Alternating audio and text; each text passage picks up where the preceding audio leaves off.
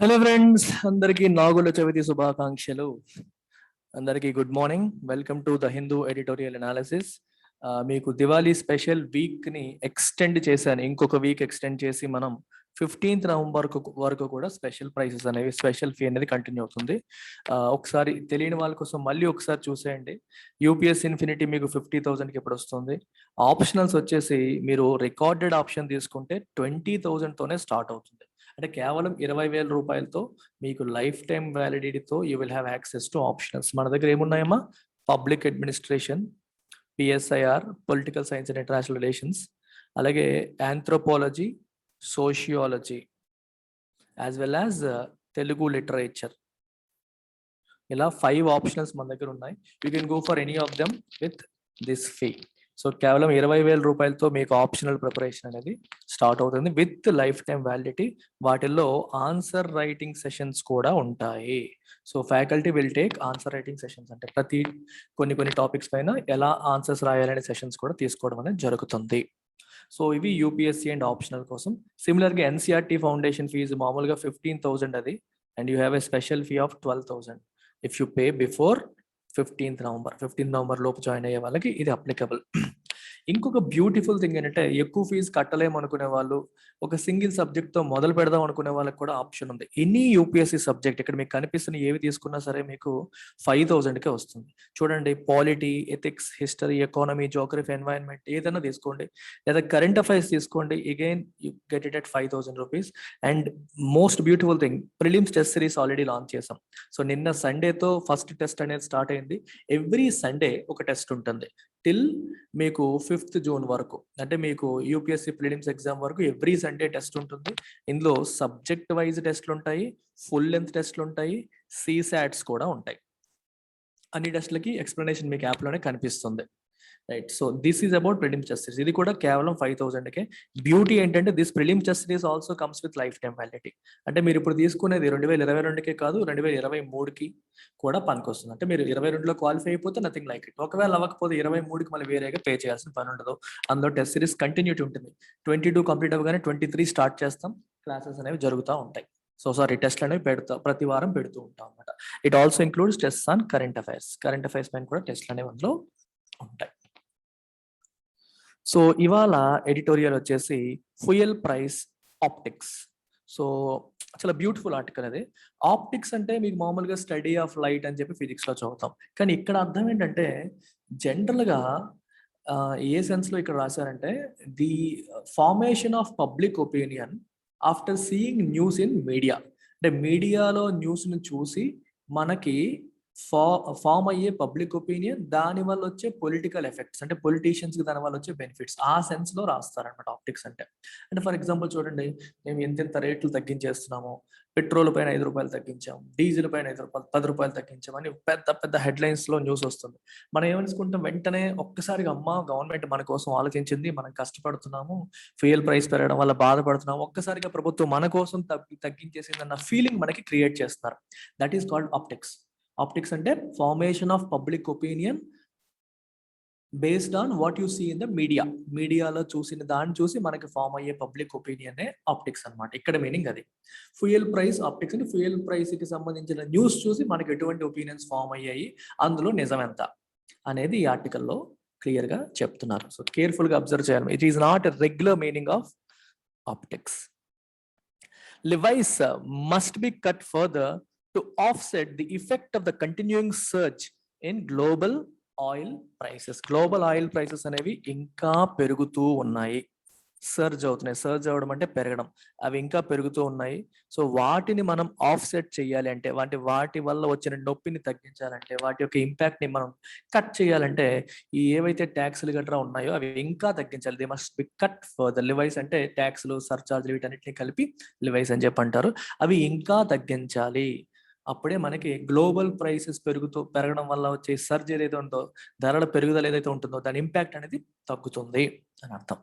The center finally decided last week to relent and act on the advice of monetary policy makers by cutting the excise duty on petrol and diesel by ₹5 and ₹10 a liter respectively. Center finally decided last week to relent. ఈ పదం చాలా important. చూడండి ఒకసారి, relentless అనే పదం మీరు వినుంటారు. Relentless అర్థమైతే మీకు రిలెంట్ అర్థం అవుతుంది. రిలెంట్లెస్ కి మీకు ఒక ఎగ్జాంపుల్ చెప్పేస్తాను. It's been raining relentlessly since morning అన్నారు అనుకోండి. ఉదయం నుండి ఎడతెరిపి లేకుండా, అంటే గ్యాప్ ఇవ్వకుండా, బ్రేక్ తీసుకోకుండా వర్షం పడుతూనే ఉంది అని చెప్పి అంటాం. It's been raining relentlessly since morning. So relentlessly అంటే గ్యాప్ ఇవ్వకుండా, బ్రేక్ ఇవ్వకుండా, ఉపశమనం ఇవ్వకుండా, తెరిపి ఇవ్వకుండా అని అర్థం. గవర్నమెంట్ ఆఫ్ ఇండియా కూడా ప్రజలకి ఉపశమనం ఇవ్వకుండా, గ్యాప్ ఇవ్వకుండా పెంచుకుంటూ వెళ్ళిపోయింది. ఏంటవి? పెట్రోల్ రేట్లు, డీజిల్ రేట్లు. ఫైనల్ గా it decided last week to relent, అంటే ఆగి ఒక ఉపశమనం ఇవ్వడానికి డిసైడ్ అయ్యింది. బ్రేక్ ఇచ్చింది అనమాట. ద రెయిన్ హ్యాస్ ఫైనలీ రిలెంటెడ్ అంటారు.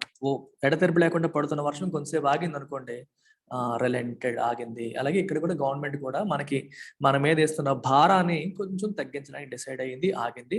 And finally they decided to act on the advice of monetary policy makers. ఇది చాలా ఇంపార్టెంట్ ఆస్పెక్ట్. చూడడానికి మీకు సింపుల్ గా ఉన్నా దీంట్లో చాలా అంతరార్థం ఉంది. మీకు గవర్నమెంట్ అథారిటీస్ ని ఓవరాల్ గా మీరు తీసుకుంటే ఫినాన్స్ పరంగా 2 రకాలుగా మనం డివైడ్ చేయొచ్చు. Fiscal authorities, monetary authorities. Careful గా అబ్జర్వ్ చేయండి. ఫిస్కల్ అంటే మనకి సెంట్రల్ గవర్నమెంట్ వాళ్ళు లేదా స్టేట్ గవర్నమెంట్ వాళ్ళు. సెంట్రల్ గవర్నమెంట్ తీసుకోండి. మానిటరీ అంటేసరికి సెంట్రల్ బ్యాంక్ లేదా ఆర్బిఐ. అంటే anything related to money supply, anything related to interest rates, ఇట్లాంటి వాటిని డిసైడ్ చేసేది మానిటరీ అథారిటీ. రెపో రేట్ పెంచారు, రెపో రేట్ తగ్గించారు, లేదా సిఆర్ఆర్ తగ్గించారు, ఎస్ఎల్ఆర్ పెంచారు, ఇలాంటివన్నీ ఎవరు తీసుకుంటారు? Reserve bank of India, which is a central bank. దాన్ని మనం మానిటరీ అథారిటీ అంటాం. ఫిస్కల్ అథారిటీ అంటే గవర్నమెంట్. ఇది ఎందుకంటే fiscal authority has to deal with ట్యాక్స్లు పెంచడం, తగ్గించడం, ఎక్స్పెండిచర్స్ అంటే గవర్నమెంట్ యొక్క రెవెన్యూ, గవర్నమెంట్ యొక్క ఎక్స్పెండిచర్కి సంబంధించిన నిర్ణయాలన్నీ కూడా ఫిస్కల్ డెసిషన్స్.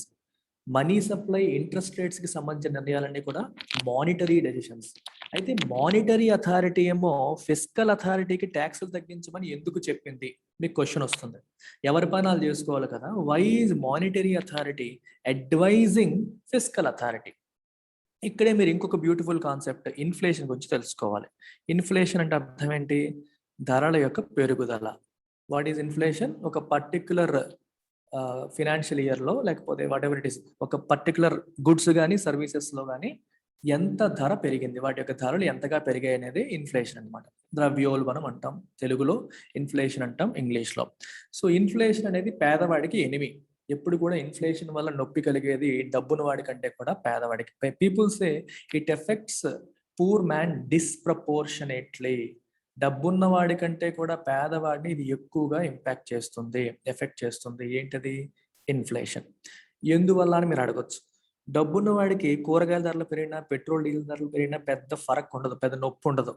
తన దగ్గర కోట్లు ఉంటాయి, ఈ మాత్రం వల్ల తనేమీ నొప్పి ఫీల్ అవ్వడు. కానీ ఒక పేదవాడు, తన దగ్గర ఉన్న ఆదాయమే తక్కువ, సో ఉప్పు పెరిగినా, పప్పు పెరిగినా, కూరలు పెరిగినా, పెట్రోల్ పెరిగినా, డీజిల్ పెరిగినా ఇమీడియట్ గా ఇంపాక్ట్ అయిపోతాడు. తన జీవితమే మారిపోతుంది. అందుకనే ఇది పేదవాళ్ళని ఎక్కువగా ఇంపాక్ట్ చేస్తుంది. ఈ ఇన్ఫ్లేషన్ ని అదుపులో ఉంచాల్సిన బాధ్యత ఎవరిపైన ఉంది అంటే మానిటరీ అథారిటీస్ పైన. ఆర్బిఐ యొక్క మానిటరీ పాలసీ కమిటీ పైన దాని యొక్క బాధ్యత ఉంది. కానీ వాళ్ళ చేతిలో ఉన్న టూల్స్ ఏంటి? వడ్డీ రేట్లు తగ్గించడం, మనీ సప్లై తగ్గించడం, పెంచడం, ఇలాంటివి. కానీ ఆర్బిఐ ఆల్రెడీ తను చేయాల్సిందంతా చేస్తోంది. ఇప్పుడు వడ్డీ రేట్లు ఉన్నాయి. వడ్డీ రేట్లు ఆర్బిఐ బాగా తగ్గించింది అనుకోండి, ఏం జరుగుతుందో ఒకసారి ఊహించుకోండి. వడ్డీ రేట్లు బాగా తగ్గితే లోన్ల మీద వడ్డీ తగ్గుతుంది, డిపాజిట్ల మీద వడ్డీ తగ్గుతుంది. డిపాజిట్ల మీద వడ్డీ తగ్గితే మనం ఏం చేస్తాం? బ్యాంకుల్లో మనీ పెట్టడానికి ఇష్టపడం, మన చేతిలో పెట్టుకుంటాం. చేతిలో పెట్టుకుంటే మనం ఏం చేస్తాం? స్పెండ్ చేస్తాం. స్పెండ్ చేసినప్పుడు వస్తువులకి డిమాండ్ పెరుగుతుంది. డిమాండ్ పెరిగినప్పుడు దాని ధరలు కూడా పెరుగుతాయి. It leads to inflation. అలాగే లోన్ల పైన వడ్డీ రేట్లు తగ్గుతాయి. లోన్ల పైన వడ్డీ రేట్లు తగ్గినప్పుడు ఏం జరుగుతుంది? మనం బైక్ కొందామని అనుకుంటున్నాం, తక్కువ వడ్డీకి వస్తుందంటే అరే ఈఎంఐ తక్కువే కదా అని చెప్పి అవసరం ఉన్నా లేకపోయినా కొనేస్తా ఉంటాం, తక్కువ వడ్డీకి వస్తుంది అని చెప్పి. దీనివల్ల కూడా వస్తువులకు డిమాండ్ పెరుగుతుంది. డిమాండ్ పెరిగితే ధర పెరుగుతుంది. అంటే ఇంట్రెస్ట్ రేట్స్ తగ్గించడం అనేది ఇన్ఫ్లేషన్కి దారి తీస్తుంది. మరి మీరు అనొచ్చు, సార్ ఇన్ఫ్లేషన్ కంట్రోల్ చేయాలంటే ఆర్బీఐ వాళ్ళు వడ్డీ రేట్లు పెంచేయొచ్చు కదా, ఎందుకు ఇంత బాధ, గవర్నమెంట్కి ఎందుకు సలహాలు చెప్పాలి, వాళ్ళే తగ్గించి పెంచేయొచ్చు కదా అని మీరు అనొచ్చు. కానీ వడ్డీ రేట్లు పెంచడం వల్ల నష్టం ఏంటి ఆలోచించండి.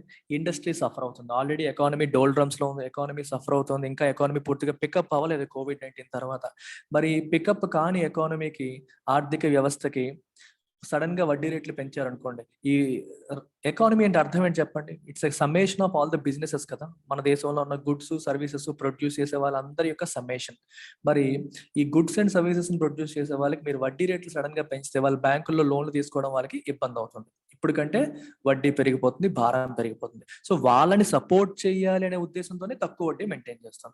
అందుకే ఆర్బీఐ ఏమంటది, నేను వడ్డీ రేట్లు పెంచొచ్చు కానీ దానివల్ల ఇండస్ట్రీ నష్టపోతుంది, మళ్ళీ ఎకానమీ దెబ్బతింటుంది, ఇప్పుడిప్పుడే కోలుకుంటుంది. అందుకనే మమ్మల్ని ఏం అనకుండా మీరు పెట్రోల్ డీజిల్ మీద ఉన్న ట్యాక్స్లను తగ్గించండి అని చెప్పి సలహా చెప్పింది. పెట్రోల్ డీజిల్ ధరలు బాగా పెరిగిపోయాయి. ఎస్పెషల్లీ డీజిల్ ధర బాగా పెరిగింది అనుకోండి, ఏమవుతుంది, ఎంటైర్ ట్రాన్స్పోర్టేషన్ అంటే మీకు ఇండస్ట్రీస్ నుంచి మార్కెట్కి, వ్యవసాయ పొలాల నుంచి మార్కెట్కి దేని ద్వారా, ట్రక్కుల ద్వారా, లారీల ద్వారా వెళ్తాయి. మరి అవన్నీ డీజిల్ మీద నడుస్తాయి కదా. డీజిల్ రేట్లు పెరిగినప్పుడు ఏమవుతుంది, ట్రాన్స్పోర్టేషన్ కాస్ట్ పెరిగిపోతుంది. ట్రాన్స్పోర్టేషన్ కాస్ట్ పెరగడం వల్ల మార్కెట్లో దాని అమ్మకం ధర పెరిగిపోతుంది. అందుకని ఏమంటారంటే మీరు ట్యాక్సులు తగ్గించండి, తగ్గిస్తే డీజిల్ ధరలు తగ్గుతాయి, పెట్రోల్ ధరలు తగ్గుతాయి, దానివల్ల వస్తువుల పైన కూడా ధరలు తగ్గే అవకాశం ఉంటుంది, ఇన్ఫ్లేషన్ నుంచి పేదవాడికి ఉపశమనం లభిస్తుంది అని మన ఈ మానిటరీ అథారిటీస్ ఏమో వీళ్ళకి సలహా చెప్పడం జరిగింది. ఆ సలహా చెప్పినప్పటికీ గవర్నమెంట్ ఇప్పటి వరకు దాని మీద యాక్షన్ తీసుకోలేదు. ఎందుకు తీసుకోలేదంటే మీ ఇప్పుడు వ్యాక్సిన్స్ ఇవ్వాల్సి వస్తుంది, వెల్ఫేర్ స్కీమ్స్ చేయాలి, ఇవన్నీ చేయాలంటే ఫండింగ్ మాకు ఎక్కడి నుంచి వస్తుంది? పెట్రోల్ డీజిల్ ద్వారా వచ్చే ట్యాక్స్లే చాలా వరకు కాపాడుతున్నాయి, అందుకని మేము చేయలేమని చెప్పి ఎన్నాళ్ళు ఆగింది. కానీ రీసెంట్ గా ఉప ఎన్నికల్లో దెబ్బలు తగిలాయి ఆర్బీఐ, మన బీజేపీకి. తర్వాత నిర్ణయం తీసుకోవడం అనేది జరిగింది. So finally it has decided to act on the advice of monetary policy makers. ఎలా? By cutting the excise duty on petrol and diesel by ₹5 and ₹10 a litre respectively. So final గా ₹5, ₹10, petrol మీద ₹5, diesel పైన ₹10 central government తగ్గించింది. Excise duty అంటే manufacturing పైన వేసే tax అనమాట. మీరు ఒకటి గుర్తుపెట్టుకోవాలి, ట్యాక్సెస్ పరంగా మీరు చూసినప్పుడు ఇంతకు ముందు ఏం జరిగేదంటే డిఫరెంట్ ట్యాక్స్లు ఉండేవి. ఎక్సైజ్ డ్యూటీ, వ్యాట్, చాలా ట్యాక్స్లు ఉండేవి. తర్వాత మనకి జిఎస్టీ తీసుకొచ్చారు. జిఎస్టీ తీసుకొచ్చాక వన్ నేషన్ వన్ ట్యాక్స్ అంటున్నారు. సో స్టేట్ ట్యాక్స్ వేరేగా, సెంట్రల్ ట్యాక్స్ వేరేగా అంటూ లేవు అని మనం చదువుతున్నాం. కానీ మళ్ళీ పెట్రోల్కి వచ్చేసరికి స్టేట్ ట్యాక్స్ల పేర్లు వింటున్నాము, సెంట్రల్ ట్యాక్స్ల పేర్లు వింటున్నాము. ఎందుకు వింటున్నామంటే పెట్రోల్ అనేది జిఎస్టీ పరిధిలోకి రాలేదు. It is a non GST item. Petrol GST పరిధిలోకి రాలేదు కాబట్టి ఎప్పటికీ ఎవరికి నచ్చినట్టు వాళ్ళు ట్యాక్స్ వేసుకునే అవకాశం ఉంది. సో సెంట్రల్ గవర్నమెంట్ దానిపైన ఎక్సైజ్ డ్యూటీ వేస్తుంది. ఎక్సైజ్ డ్యూటీ అనేది మ్యానుఫ్యాక్చరింగ్ పైన లేదా రిఫైనింగ్ యాక్టివిటీస్ పైన వేస్తారు. సో రిఫైనర్స్ పైన ఇది పడిపోతుంది అనమాట. ఎవరైతే వీళ్ళకి ఆయిల్ రిఫైన్ చేసి ఇస్తారో అంటే రిలయన్స్ ఎట్లాంటి వాళ్ళు పే చేసేది ఈ ఎక్సైజ్ డ్యూటీ, అది పెట్రోల్ ధరలో కలిసిపోతుంది. ఎక్సైజ్ డ్యూటీ ఎవరికి వెళ్తుంది? కంప్లీట్ గా సెంట్రల్ గవర్నమెంట్కి వెళ్తుంది. స్టేట్ గవర్నమెంట్స్ ఏం వేస్తాయి? వ్యాట్ వేస్తాయి, వాల్యూ యాడెడ్ ట్యాక్స్ అంటాం. సో ఈ వ్యాట్ ద్వారా వచ్చే ఇన్కమ్ ఎవరికి వెళ్తుంది? స్టేట్ గవర్నమెంట్కి వెళ్తుంది. అయితే ఈ రెండే ట్యాక్స్లు ఉన్నాయా, ఇంకా ఉన్నాయా?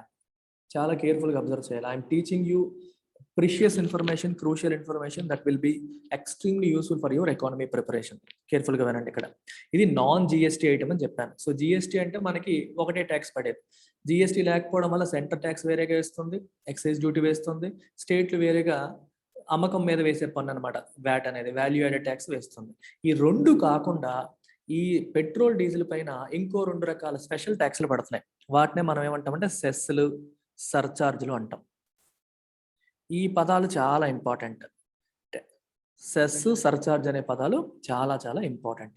సెస్కి, సర్చార్జ్కి, రెగ్యులర్ ట్యాక్స్కి డిఫరెన్స్ ఏంటి అనేది మనం తెలుసుకోవాలి. తెలుసుకుంటే మీకు సెంట్రల్ గవర్నమెంట్ చేస్తున్న పనులు ఏంటో మనకు అర్థమవుతాయి. ఒక్కసారి అటెన్షన్ పే చేయండి, బాగా అటెన్షన్ పే చేసి వినండి ఒకసారి. జనరల్గా సెంట్రల్ గవర్నమెంట్కి ట్యాక్సెస్ ద్వారా వచ్చే ఆదాయం అంతా కూడా గ్రాస్ ట్యాక్స్ రెవెన్యూ అని చెప్పి అంటారు. ఈ గ్రాస్ ట్యాక్స్ రెవెన్యూని central government it should share with స్టేట్ గవర్నమెంట్స్తో షేర్ చేయాలి. ఏ రేషియో ప్రకారం షేర్ చేయాలి అనేది ఫినాన్స్ కమిషన్ రికమెండ్ చేస్తుంది. ఫినాన్స్ కమిషన్ చెప్తుంది అనమాట, మీకు ట్యాక్సుల ద్వారా వచ్చే ఆదాయంలో స్టేట్కి వాటా ఎంత ఇవ్వాలి అని చెప్పి ఫినాన్స్ కమిషన్ రికమెండ్ చేస్తుంది. రికమెండ్ చేసిన ప్రకారం స్టేట్ గవర్నమెంట్కి షేర్ చేయాల్సి ఉంటుంది. జనరల్గా 40% తగ్గకుండా షేర్ చేస్తారు. అంటే 100 రూపాయలు సెంట్రల్ గవర్నమెంట్కి ట్యాక్సుల రూపంలో ఆదాయం వస్తే స్టేట్ గవర్నమెంట్స్ కింద 40 రూపాయలు ఇవ్వాల్సి ఉంటుంది. అంటే అన్ని స్టేట్ గవర్నమెంట్స్కి కలిపి. ఇది ఫినాన్స్ కమిషన్ ఇచ్చే రికమెండేషన్ ప్రకారం చేస్తారు. అయితే there is an article called article 270. మన కాన్స్టిట్యూషన్లో ఆర్టికల్ 270 ఉంది. ఈ 270 ఏం చెప్తుందంటే సెస్సెస్ అండ్ సర్చార్జెస్, ఇవి స్పెషల్ టైప్ ఆఫ్ ట్యాక్సెస్. ఇవి ఇంపోజ్ చేసినప్పుడు they will not be part of GTR, gross tax రెవెన్యూలో అవి భాగం కాదు. అంటే డివిజిబుల్ పూల్లోకి అవి రావు. They are not part of divisible pool.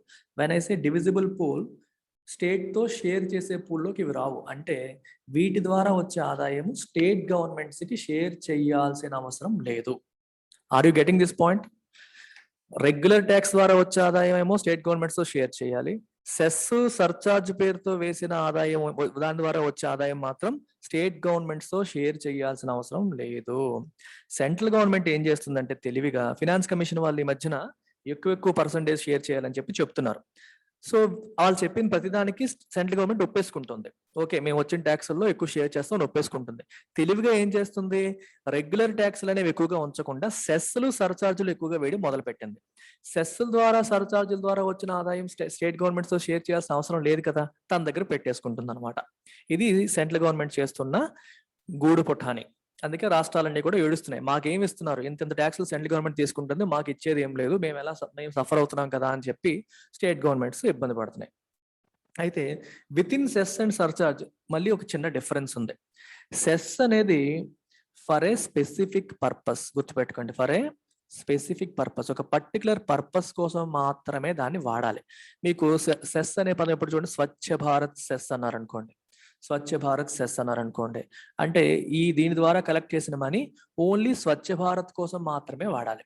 అలాగే రోడ్ సెస్ అన్నారనుకోండి, రోడ్ సెస్ అంటే రోడ్లు బాగు చేయడం కోసం మాత్రమే ఆ డబ్బుని వాడాలి.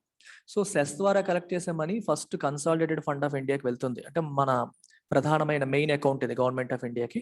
వెళ్ళిన తర్వాత కలెక్షన్ కోసం ఎంత ఖర్చు అయింది ఏంటి అనేది మైనస్ చేసేసి రిమైనింగ్ అమౌంట్ అంతా కూడా ఆ స్పెసిఫిక్ ఫండ్కి పంపించేస్తారు. స్వచ్ఛ భారత్ ఫండ్ వేరేగా, రోడ్డు ఫండ్ వేరేగా మెయింటైన్ చేస్తారు. ఆ ఫండ్కి మనీని పంపించేసి దాని నుంచి ఖర్చు పెట్టాలి. సో సెస్ ద్వారా కలెక్ట్ చేసిన మనీ ఏ పర్పస్ అంటే ఆ పర్పస్కి వాడకూడదు. ఏ పర్టికులర్ పర్పస్ కోసం మనం సెస్ విధిస్తున్నామో ఆ పర్టికులర్ పర్పస్ కోసం మాత్రమే వాడాలి. That is about cess. Surcharge అనేది అలా కాదు. సర్చార్జ్ ద్వారా కలెక్ట్ చేసుకున్న మనీ కన్సాలిడేటెడ్ ఫండ్ ఆఫ్ ఇండియాకి వస్తుంది. It can be used for any purpose. Central government నచ్చిన పర్పస్కి దాన్ని వాడుకోవచ్చు. And it need not share it with state government. State గవర్నమెంట్స్తో షేర్ చేయక్కల. సెస్ షేర్ చేయాల్సిన అవసరం లేదు, సర్చార్జ్ షేర్ చేయాల్సిన అవసరం లేదు. సర్చార్జ్ ఏ పర్పస్కైనా వాడచ్చు, కానీ సెస్ అనేది స్పెసిఫిక్ పర్పస్ కోసం మాత్రమే వాడాలి. అందుకే నార్మల్గా సెస్ అనే పదం వాడరు. Swachh Bharat cess, road cess, education cess ఇలాంటి పదాలు వాడతారు. ఎడ్యుకేషన్ సెస్ అంటే ఎడ్యుకేషన్ కోసం మాత్రం, ఎన్వైరన్మెంట్ అంటే ఎన్వైరన్మెంట్ కోసం మాత్రం, అలా దాన్ని వాడాల్సి ఉంటుంది అనమాట. So this is about cess. So unless you understand this, you will not get an idea of what is happening with respect to petrol and diesel. ఇప్పుడు పెట్రోల్ డీజిల్ లో కూడా సెస్లు సర్చార్జులు బాగా పెంచేసింది. ఒక రకంగా చెప్పాలంటే సెంట్రల్ గవర్నమెంట్ కి 2018-19 ఆర్థిక సంవత్సరం లెక్కల ప్రకారం సెస్ అండ్ సర్చార్జుల ద్వారా వచ్చిన మొత్తం ఆదాయంలో క్లోజ్ టు 40% to 50% అనేది ఓన్లీ పెట్రోల్ డీజిల్ మీద వేసిన సెస్ల ద్వారానే వచ్చేస్తుంది. అంటే అంతంత డబ్బులు, అంతంత స్పెషల్ ట్యాక్స్ దీనిపైన వేసేసి లాగేస్తుంది అనమాట సెంట్రల్ గవర్నమెంట్. ఈ తీసుకున్న డబ్బులు స్టేట్ గవర్నమెంట్స్ కూడా ఇవ్వట్లేదు. ఇది కదా. The duty reduction announced on the eve of Diwali immediately helped lower the retail price of two fuels by at least about 5% and 11% respectively. Diwali రోజున మేము తగ్గిస్తామని చెప్పి అనౌన్స్ చేశారు. దీనివల్ల 5% 11% రేట్లు తగ్గడానికి అది సహాయపడింది. రెస్పెక్టివ్లీ అన్నారు. పెట్రోల్కి ఏమో 5%, డీజిల్కి ఏమో 11% అర్థం. రెండింటి గురించి మాట్లాడుతున్నారు కదా, అందుకని. And on the governments urging అంటే గట్టిగా రిక్వెస్ట్ చేయడం, అంటే స్ట్రాంగ్ గా రిక్వెస్ట్ చేయడం అనమాట. గవర్నమెంట్ స్ట్రాంగ్ గా రిక్వెస్ట్ చేసేసరికి more than 20 states and union territories also reduced the VAT levied on the fuel products, thereby enhancing the relief provided to consumers from record pump prices. Central government ఏం చేసిందంటే తను చేసి ఊరుకోలా, తను చేయాల్సింది చేసి వాళ్ళ స్టేట్ గవర్నమెంట్స్ ఇప్పుడు మేము తగ్గించాము మీరు కూడా తగ్గించండి అని చెప్పి మిగిలిన స్టేట్స్ కి విజ్ఞప్తి చేసింది. సో 20 రాష్ట్రాలు యూనియన్ టెరిటరీస్ ఇమీడియట్ గా రెస్పాండ్ అయ్యి, ఎస్పెషల్లీ బీజేపీ పాలిత రాష్ట్రాలు అంటే ఇమీడియట్ గా రెస్పాండ్ అయ్యాయి. వాళ్ళు కూడా వాళ్ళు చార్జ్ చేసే వ్యాట్ ని తగ్గించాయి. దీనివల్ల కన్స్యూమర్స్ కి వచ్చిన రిలీఫ్ అనేది, ఉపశమనం అనేది ఇంకా ఎన్హాన్స్ అయ్యింది, పెరిగింది. While the center assert అంటే నొక్కి చెప్పడం, స్ట్రాంగ్ గా చెప్పడం, that the decision was to impart a fillip to the reviving economy as well as easing inflationary pressure, the political significance of its timing was hard to overlook. Coming a day after the ruling BJP suffered electoral reverses in some legislative and parliamentary by-polls. Careful గా observe చేయాల్సిన important sentence ఇది. With the centre asserted అంటే నొక్కి చెప్పడం, strong గా చెప్తోంది ఏమని, that the decision was to impart fillip అంటే ఒక థ్రస్ట్, ఒక చిన్న ప్రెషర్, అంటే చిన్న పుష్ అన్నమాట. ఎకానమీ రివైవ్ అవుతోంది, రివైవ్ అంటే మళ్ళీ ఇంతకు ముందు ఎలా అయితే ఉందో ఆ స్టేజ్ కి మళ్ళీ వస్తుంది, it is getting back to life. అలాంటి ఎకానమీ రివైవల్ కి ఒక చిన్న పుష్ ఇవ్వడం అనేది డెసిషన్ యొక్క ఆబ్జెక్టివ్. అది అందుకోసం చేసింది. ఇంకా ఏంటి, as well as easing inflationary pressure. Obviously inflationary pressure ని కూడా తగ్గించడం. మీకు ఇక్కడ క్వశ్చన్ అడుగుతాను నేను, పెట్రోల్ డీజిల్ ధరలు తగ్గితే ఎకానమీ ఎలా రివైవ్ అవుతుంది? మీకు డౌట్ రావచ్చు. రెండు రకాలుగా మీరు ఆలోచించాలి. సో మొదటి ఇండస్ట్రీ పాయింట్ ఆఫ్ వ్యూలో ఆలోచించండి, కన్స్యూమర్ పాయింట్ ఆఫ్ వ్యూలో ఆలోచించండి. కన్స్యూమర్ పాయింట్ ఆఫ్ వ్యూలో ఆలోచించినప్పుడు పెట్రోలు డీజిల్ కోసం ధరలు తగ్గించినప్పుడు దానికోసం పెట్టే ఖర్చు తగ్గుతుంది. For example, on an average ఒక మనిషి 5,000 రూపాయలు పెట్రోల్ డీజిల్ కోసం మంత్ ఖర్చు పెడుతున్నాడు అనుకోండి. ఒక 10% తగ్గిస్తే ఖర్చు ఎంత తగ్గుతుంది? 500 రూపీస్ తగ్గింది. సో పెట్రోల్ డీజిల్ కోసం తను పెట్టే ఖర్చు ఎంత అయింది? 500 అయింది, 4,500 అయింది. ఒక 500 రూపాయలు తనకి మిగిలే కదా. ఈ 500 రూపాయలని తను ఏం చేస్తాడు? He will spend on other goods and services. General గా అంతే కదా. ఇక్కడ మిగిలిన డబ్బుల్ని వేరే గుడ్స్ అండ్ సర్వీసెస్ కి అతను స్పెండ్ చేసే అవకాశం అనేది ఉంటుంది. సో దానివల్ల అది ఎకానమీకి మంచి అవుతుంది కదా. ఎకానమీలో మనకి గుడ్స్ అండ్ సర్వీసెస్ కి డిమాండ్ పెరుగుతుంది. ఆ రకంగా రివైవింగ్ ఎకానమీకి హెల్ప్ అవుతున్నట్టు. ఒకటి ఇండస్ట్రీ పాయింట్ ఆఫ్ వ్యూలో తీసుకుంటే, ఇండస్ట్రీ కూడా ఇన్పుట్ కాస్ట్ అంటే రా మెటీరియల్ కాస్ట్ బాగా పెరిగిపోతుంది. ఎందుకు పెరిగిపోతుందంటే ట్రాన్స్పోర్టేషన్ పెరిగిపోవడం వల్ల, ట్రాన్స్పోర్ట్ కాస్ట్ పెరిగిపోవడం వల్ల, వీటి వల్ల ఇన్పుట్ కాస్ట్ బాగా పెరిగి వాళ్ళు ప్రెషర్ ఫీల్ అవుతున్నారు. సడన్ గా బయట ధరలు పెంచలేరు, వాళ్ళకేమో ఖర్చు పెరిగిపోతుంది. సో లాభం అనేది తగ్గిపోతుంది అనమాట. సో వాళ్ళకు కూడా కొంత రిలీఫ్ అవుతుంది. అందుకని ఎకానమీకి ఇది మంచి చేస్తుంది అని చెప్పి, రివైవింగ్ ఎకానమీకి ఒక ఫిలిప్ ఇచ్చినట్టు, ఒక చిన్న పుష్ ఇచ్చినట్టు, చిన్న బలం ఇచ్చినట్టు అనే సెన్స్ లో మనం తీసుకోవచ్చు. దాన్ని ఒక చిన్న స్టిమ్యులేట్ చేసినట్టు అని తీసుకోవచ్చు. అలాగే ఇన్ఫ్లేషనరీ ప్రెజర్ ని ఈజ్ చేయడం అంటే ఆ ప్రెజర్ ని తగ్గించడానికి ఇది చేస్తున్నామని చెప్పి సెంట్రల్ గవర్నమెంట్ చెప్తుంది. అయినప్పటికీ we can look at the political significance of it's timing. కానీ ఏ టైంలో అనౌన్స్మెంట్ చేశారనే విషయాన్ని మనం చూడాలి, డెఫినెట్ గా చూడాలి. వాజ్ హార్డ్ టు ఓవర్లుక్, అది మనం ఓవర్లుక్ చేయలేం, ఖచ్చితంగా క్లియర్. అందుకంటే అలాంటి టైమింగ్ లో వాళ్ళు చేశారు. ఎప్పుడు చేశారు? రూలింగ్ బీజేపీ దేశంలో జరిగిన చాలా అసెంబ్లీ మరియు పార్లమెంటరీ బైపోల్స్ లో ఓడిపోయిన మరుసటి రోజున ఇది జరిగింది. అంటే దెబ్బ తిన్నాము, ప్రజలు మన మీద కోపంగా ఉన్నారని ప్రభుత్వం రియలైజ్ అయ్యి తగ్గించిందని చెప్పి మనం ఇప్పుడు అర్థం చేసుకోవచ్చు. ఇంకా విషయం ఏంటంటే, that the government was keen to make political capital out of its belated reduction of levies was made obvious 2 days later when it sought to call out the states that were yet to make commensurate VAT reductions. Okay, ఇక్కడ రెండు డాష్ల మధ్య ఇచ్చింది additional information. చదవండి. Almost all ruled by opposition parties. So careful గా చదవాలి. ఇక్కడ ఏంటంటే, that the government was keen to make political capital out of its belated reduction of levies. Levies అంటే ఈ ట్యాక్సెస్ తగ్గించడం. బిలేటెడ్ అన్నాడు అంటే ఎప్పుడో తగ్గించాలి. ఎందుకంటే ఎప్పటి నుంచో ప్రజలు గోల చేస్తున్నారు, అయినా సరే గవర్నమెంట్ తగ్గించకుండా వాయిదాలు వేసి ఇప్పటికి తగ్గించాలి. అందుకే బిలేటెడ్ అన్నారు. బర్త్డే నిన్న ఇవాళ చెప్పారు అనుకోండి, బిలేటెడ్ బర్త్డే విషెస్ అంటాం కదా. ఇది కూడా అంతే, ఎప్పుడో తగ్గించాల్సిన తగ్గించకుండా వాయిదాలు వేసి తగ్గించడాన్ని బిలేటెడ్ రిడక్షన్ అంటున్నాం. ఈ బిలేటెడ్ రిడక్షన్ నుంచి కూడా it wanted to make political capital, అంటే దీన్ని ఒక బేస్ కింద వాడేసుకొని నెక్స్ట్ ఎలక్షన్స్ కి వాడేసుకోవాలి అనుకుంది. కేర్ఫుల్ గా అబ్జర్వ్ చేయండి. క్యాపిటల్ అంటే అర్థం ఏంటి? మూలధనం. అంటే నువ్వు ఒక బిజినెస్ పెట్టేటప్పుడు బిజినెస్ పెట్టడానికి అవసరమైన మూలధనాన్ని క్యాపిటల్ అంటాం. ఇప్పుడు నెక్స్ట్ ఇయర్ రాబోతున్న అసెంబ్లీ ఎలక్షన్లకి ఇది ఒక రకంగా పెట్టుబడి, రాజకీయంగా ఒక రకంగా ఈ నిర్ణయాన్ని పెట్టుబడిగా మన కేంద్ర ప్రభుత్వం భావిస్తోంది అన్న విషయం మనకి క్లియర్ గా అవగతం అవుతోంది. ఎప్పుడు అవగతం అయింది? It was made obvious 2 days later. Obvious అంటే క్లియర్లీ సీన్. ఎప్పుడు తెలిసింది మనకి? 2 days తర్వాత. ఎలా? when it sought to call out states. sought అంటే tried టు కాల్ అవుట్ అంటే ఎత్తి చూపడం. ఎవరిని? స్టేట్స్ ని. ఏ స్టేట్స్ ని? అపోజిషన్ పార్టీస్ తో రూల్ చేయబడుతున్న స్టేట్స్ ని. ఏమని? That were yet to make commensurate VAT reductions. మేము ట్యాక్సులు తగ్గించాము, మీరెందుకు తగ్గించట్లేదు అని చెప్పి ఇమీడియట్ గా ఎత్తి పొడుపు మొదలు పెట్టండి. దాని అర్థం ఏంటి? నెక్స్ట్ ఇయర్ ఎలక్షన్లు వస్తున్నాయి, సో ఇప్పుడు నేను మంచి పని చేశాను, ఈ రాష్ట్రాలు చెయ్యట్లేదు అనే స్టోరీ బిల్డ్ చేసే ప్రయత్నం చేస్తోంది. దాని ద్వారా ఈ నిర్ణయాన్ని ఒక పెట్టుబడిగా వాడి నెక్స్ట్ ఎలక్షన్స్ లో గెలిచే ప్రయత్నం చేస్తోంది అని దాని యొక్క మీనింగ్ అన్నమాట. ఇక్కడ కాల్అవుట్ అంటే ఎత్తి చూపడం. ఓకే, పాయింటింగ్ ఫింగర్స్ అనే మీనింగ్ వస్తుంది. ఎవరికి? మేము తగ్గించాం, మీరు తగ్గించలేదు. అక్కడ కమెన్సరేట్ అనే పదం రాశారు. కమెన్సరేట్ అంటే దానికి ప్రపోర్షనల్ గా, మేము ఎంతైతే తగ్గించామో దానికి తగ్గట్టుగా అని అర్థం అనమాట. మీరు దానికి తగ్గట్టుగా తగ్గించలేదు అని చెప్పి వాళ్ళని ఎత్తి చూపుతోంది. సో ఈ కమెన్సరేట్ అనే పదం ఎలా అంటే, కొంతమంది అనుకుంటాం మనం, so I'm not getting salary commensurate with my efforts. నేను పెడుతున్న ఎఫర్ట్కి తగ్గ శాలరీ నాకు రావట్లేదు. I'm not getting result commensurate with my hard work. నేను పడుతున్న కష్టానికి తగ్గట్టు నాకు ప్రతిఫలం రావట్లేదు. ఇలా అంటాం చూడండి, అలా తగ్గట్లు అనే మీనింగ్ వస్తుంది అనమాట. సో మేము తగ్గించినట్లుగా మీరు తగ్గించలేదు అని చెప్పి చెప్తోంది.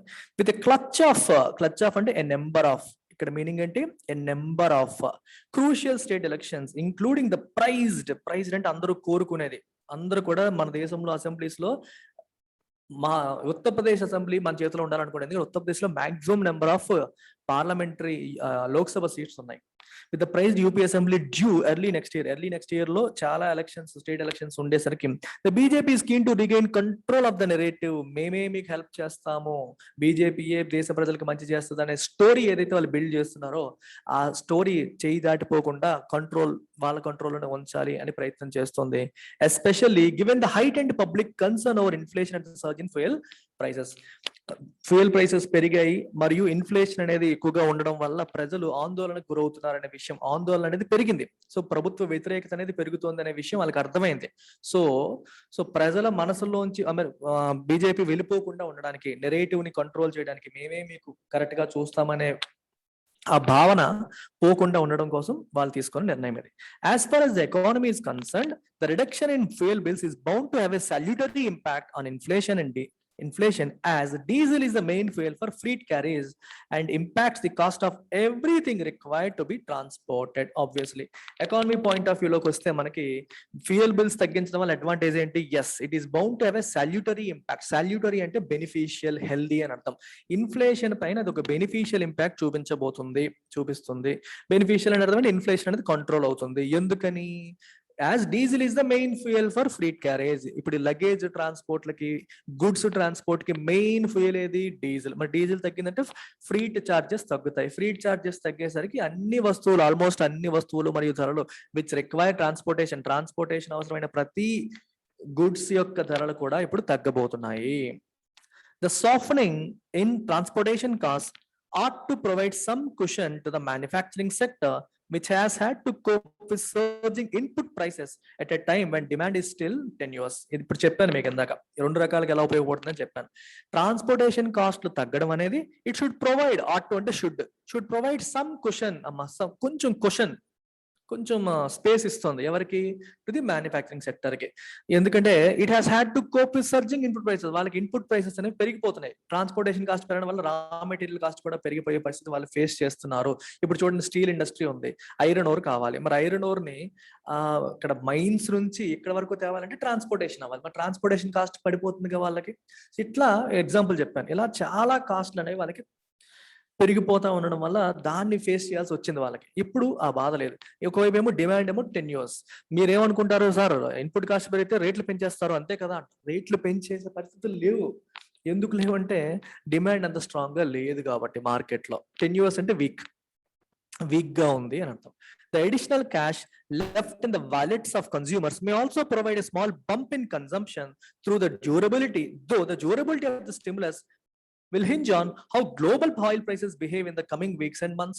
ఇందాకే మాట్లాడాను మీకు 5,000 ఖర్చు పెట్టేవాడు ఒక 10% ఖర్చు తగ్గితే 500 మిగిలిద్ది, 500 వేరే దానిపైన ఖర్చు పెట్టే అవకాశం ఉంటుంది. ఆ పాయింట్ ఇక్కడ రాశారు. The additional cash left in the wallets of consumers may also provide some bump in consumption లో కొంచెం పెరుగుదలకు అది దారి తీయవచ్చు.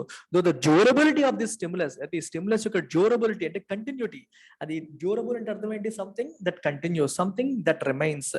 డ్యూరబుల్ అంటే ఎక్కువ కాలం మన్నిక ఉండేది, అంటే ఎక్కువ కాలం ఉండగలిగేది అని అర్థం. ఈ స్టిమ్యులస్ యొక్క డ్యూరబిలిటీ అనేది దేని మీద ఆధారపడుతుంది? Will hinge on global oil prices. ఎందుకంటే ఇప్పుడు ఈ గవర్నమెంట్ ఇక్కడ ట్యాక్సులు తగ్గించింది, కానీ ఇంటర్నేషనల్ మార్కెట్ లో ఆయిల్ ప్రైసెస్ పెరుగుతూ వచ్చాయి అనుకోండి, మళ్ళీ పెంచాల్సి వస్తుంది. అందుకని అవి కంట్రోల్లో ఉంటే తప్పితే ఈ ఉపశమన యొక్క బెనిఫిట్ మనం పొందుతామా లేదని చెప్పలేము. అది global oil prices have been on a boil this year. On a boil అంటే పెరుగుతూ ఉన్నాయి, పెరిగిపోతా ఉన్నాయి. And the World Bank Group projected last month that average crude prices would end 2021 with gain of 70%. 2021లో 70% పెరుగుదలతో ఈ క్రూడ్ ప్రైసెస్ ఎండ్ అవబోతున్నాయి అని చెప్పి వరల్డ్ బ్యాంక్ కూడా ప్రెడిక్ట్ చేసింది. అంటే అంత ఎక్కువగా పెరుగుతున్నాయి ఈ సంవత్సరం. With Indian crude basket having Ryzen on average 62% in 10 months. ఇండియాలో కూడా 62% పెరిగింది గత 10 నెలల్లో through October. And the historical trend suggesting a farming of prices towards the year end. మన హిస్టరీని ఒకసారి చూస్తే ప్రతి సంవత్సరం కూడా towards the year end oil prices అనేవి పెరుగుతూ ఉన్నాయంట. సో ఆల్రెడీ ఇండియాలో కూడా 62% పెరిగాయి అక్టోబర్ వరకు ఈ 10 నెలల్లో. ఇంకా హిస్టరీ చూసుకుంటే లాస్ట్ 2-3 months లో పెరగడం అనేది మనం చూస్తున్నాం. సో ఇప్పుడు ఈ ఉపశమనాన్ని మనం ఎంజాయ్ చేసే లోపే మళ్ళీ పెరిగిపోయే పరిస్థితులు ఉన్నాయని చెప్పి చెప్తున్నారు. ఎందుకంటే when the northern hemispheres winter usually pushes up energy demand. మీకు గ్లోబ్ లో మీకు నార్దర్న్ హెమిస్ఫియర్, భూమధ్య రేఖ ఆ పైన ఉన్నది నార్దర్న్ హెమిస్ఫియర్, కింద ఉన్నది సదరన్ హెమిస్ఫియర్ అంటారు. అక్కడ వింటర్ రావడం వల్ల ఎనర్జీ ప్రైసెస్ పెరుగుతాయంట. ఎందుకు పెరుగుతాయి? ఎనర్జీ డిమాండ్ పెరిగిద్ది. ఎందుకు పెరిగిద్ది? చలేసినప్పుడు ఏం చేస్తారు వాళ్ళు ఇంకా ఎలక్ట్రిసిటీ వాడడం కానీ, ఇలా వేడి కోసం they might have to use lot of energy కదా, పెట్రోల్, డీజిల్, ఎలక్ట్రిసిటీ లాంటివి వాడతారు. సో డిమాండ్ అనేది బాగా పెరుగుతూ ఉంటుంది, కాబట్టి ధరలు అనేవి పెరిగే అవకాశం అనేది ఎక్కువగా ఉంటుంది. ఇవన్నీ మనకి హిస్టరీ చెప్తోంది. కాబట్టి there is real risk that the Indian refiners may be left with little option but to continue raising retail prices. Indian refineries కి వేరే ఆప్షనే లేని పరిస్థితి రావచ్చు. రైట్, ఏంటది? చచ్చినట్టు పెంచాల్సిన పరిస్థితి. ఎందుకంటే ఇంటర్నేషనల్ గా పెరిగితే మనం పెంచకుండా ఉండే పరిస్థితి ఉండదు, మనం కూడా పెంచాలి. ఎందుకంటే మనకి ధర పెరిగిపోతుందిగా, మన కాస్ట్ పెరిగినప్పుడు మనం కూడా పెంచాల్సిన పరిస్థితి వచ్చే అవకాశం ఉంది. అది చెప్తున్నాడు. ద ఆనస్ అంటే బాధ్యత would then be on the centre to make further cuts to the duty it had raised last week. So మరి బాధ్యత ఇప్పుడు ఎవరి పైన ఉంటుంది? సెంటర్ పైన. దేనికి? To make further cuts. So అందుకని ఇంటర్నేషనల్ గా ప్రైసెస్ పెరిగే అవకాశాలు ఉన్నాయి, కాబట్టి మీరు ఇంకా డ్యూటీని తగ్గించండి. ఎందుకంటే మీరు లాస్ట్ ఇయర్ బాగా పెంచేశారు, ఆ పెంచింది ఇప్పుడు తగ్గించండి. తగ్గించే బాధ్యత సెంట్రల్ గవర్నమెంట్ పైన ఉంది. States run by other party should take the cue from Tamil Nadu and Punjab. Tamil Nadu, Punjab వెంటనే తగ్గించాయి. సో వాటిని మీరు you should take a cue. వాళ్ళ చేసిన పనిని మీరు చూసి మీరు కూడా తగ్గించాలి. And bring down the prices at the outlets. మీరు కూడా ట్యాక్స్లు తగ్గించి చేయండి అని చెప్పి చెప్తున్నారు. And not hold back for political revenue కోసమో పొలిటికల్ రీజన్స్ కోసమో పెంచకుండా, తగ్గించకుండా ఉండొద్దు. Do it immediately. You take a queue from them. అంటే వాళ్ళు ఎలా చేశారో చూసి మీరు కూడా వెంటనే తగ్గించండి అని చెప్పి చెప్తున్నారు. Okay, that's about it. Take care, bye.